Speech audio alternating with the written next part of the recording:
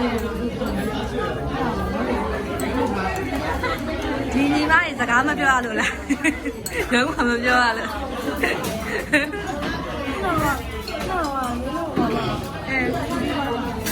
ရိုက်တာဒါရရဦး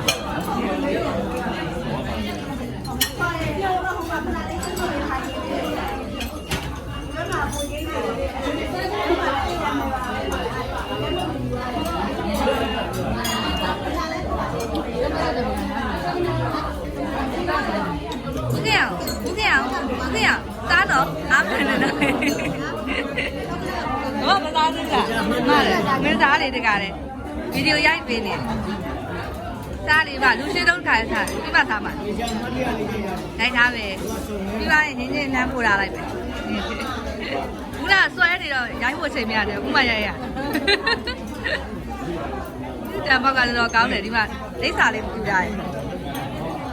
လိပ်စာရေးထားပါတယ်ကိုစော်မင်းတဲ့ကျန်လျက်ပါကိုစော်မင်းတံပေါက်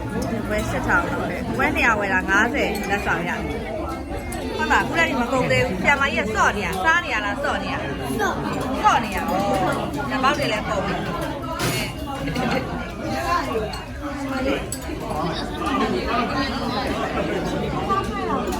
ဟုတ်ကဲ့ဟုတ်ကဲ့ရှင်းဦးမှာတော့ပါမှာဂိမ်းသမားဆွဲနေဂိမ်းသမား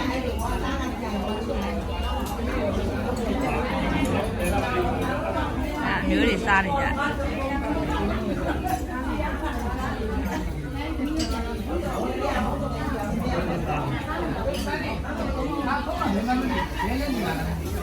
ရေကဲမုံရေဟုတ်ကဲ့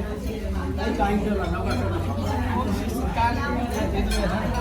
ဆက်မတူနော်နောက်ကလာလို့နော်အဲ့ဒါပဲညီးဆိုင်ဟုတ်ကဲ့အဲ့ဒီလေးတွေစားရမှာနေကလေးပါပါလိုက်ဖို့ပဲပါမလားတော်တော်ပြန်ပါဟုတ်ပါ